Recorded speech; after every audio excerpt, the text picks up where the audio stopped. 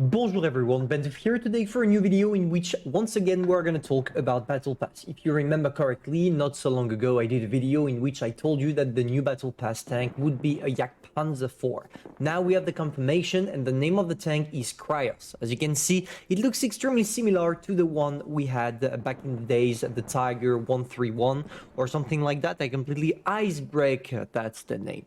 The icebreaker, it seems like both tanks are coming from the exact same dimension because, oh boy, we find out the same cooling system and pretty much all of the steampunk aspect. The really cool thing about this one is that you see the rotors at the back of the tank moving as you will advance in the battlefield, and this is just really cool. But I'm not here to focus on the aesthetic of the tank. I'm here to tell you that this one might be one of the greatest deals in the history of Battle Pass tanks for a simple reason.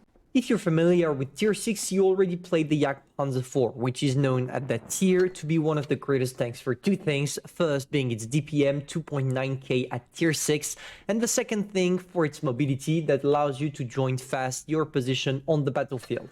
And let's say that with the new Battle Pass, Wargaming really changed the statistics of the Yak Panzer, and this Battle Pass one seems to be a way better one to acquire. In order to highlight the differences, I feel like the best thing to do is possibly to compare the tank's statistics by statistics. When it comes to the gun, you have the exact same, which means that the Cryos, the upcoming Tier 6 Yak Panzer from the Battle Pass, will be as good as the Yak when it comes to the DPM. Now for the rest, the weapon handling specifically, you will gain 3 degrees of gun depression, and 3 degrees is quite a lot. The regular Yak Panzer only features 5, whereas the new Cryos will get 8. It's a huge buff. It comes to the price of some downsides, for example, the gun dispersion being increased, but truly, who cares? We don't care about that because the difference between the gun dispersion of the Yak Panzer and the gun dispersion of the Cryos is nearly to nothing, which makes it overall a better tank when it comes at shooting targets. Now for movement and mobility, and this is where Wargaming really hit hard, you will definitely not have the exact same mobility as the one you have in the Yak Panzer. Wargaming decided to remove 4 horsepower from the power to ton ratio. And trust me, even if it doesn't seem like a lot on paper, it's definitely going to have a huge impact on the tank. But at least the travel speed of your tank is getting increased on the Cryos. So yeah, you will go at 40 kilometers per hour maximum, and trust me, you're going to take a lot more time to get to that point thanks to the 4 less horsepower. For the rest, obviously, as you have a better armor, as you can see right there, you have a much better sustainability, increasing the hit points from 850 to 950, but also the hull armor from 86 to 120. And this point is going to be insane for one reason. When you take a look at the Cryos, you see that the upper part is angled, which means that this part will have something around 120 millimeters. So if you use your 8 degrees of gun depression to angle the tank, well, I don't think any Tier 6 will be able to penetrate you. Tier 7 probably, but not Tier 6, which means that this thing is going to be a DPM beast, but also an extremely good bunker at tanking shots, which makes it obviously a better tank and possibly the first ever really broken tank in a Battle Pass. In order for us to know what awaits us, let's take a look at a replay. It's obviously a Yak Panzer IV on which we mounted the Cryos camo, but to be fair, this highlights perfectly what you should be able to do with the tank. At first, when it comes to the mobility, of course, you will not have the one I have right now. Maybe it will take you a little bit more time to get to 40 kilometers per hour, but it comes to a great price, which is your armor profile that will definitely be increased to the point that you will be able to roll against your opponents. And it's cool because it's going to change the whole purpose of the Cryos or the Yak Panzer IV on the battlefield.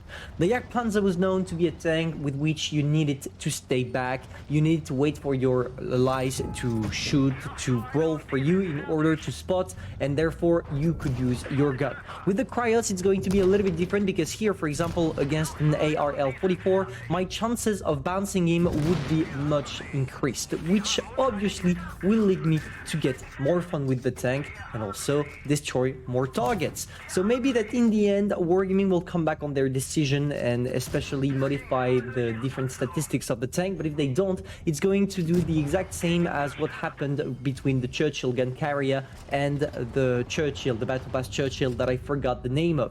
In the end, nobody plays the Churchill GC anymore, and everyone is focusing on the new Battle Pass tank. And I think it's the same fate that awaits for the Yak Panzer IV.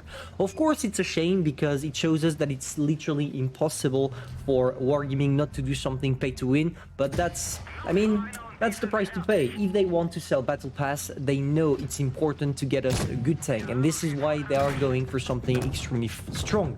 Now, it's a choice. We have to assume it, or as a community, we have to assume it.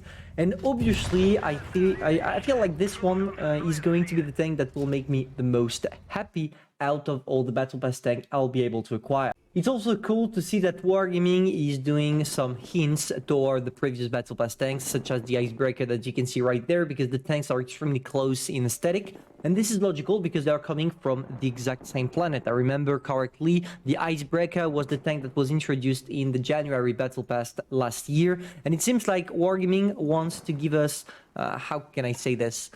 We have the steampunk tanks of January, where they're going to release only steampunk tanks. We have in June only World War II tanks, or at least World War II/World War I tanks with the Churchill, etc., etc. And this is really cool to see that they are focusing on a line, kind of a storyline, in order for us not to get lost over the Battle Pass tank, and to be able also to have some predictions on what Wargaming will or not release in the game.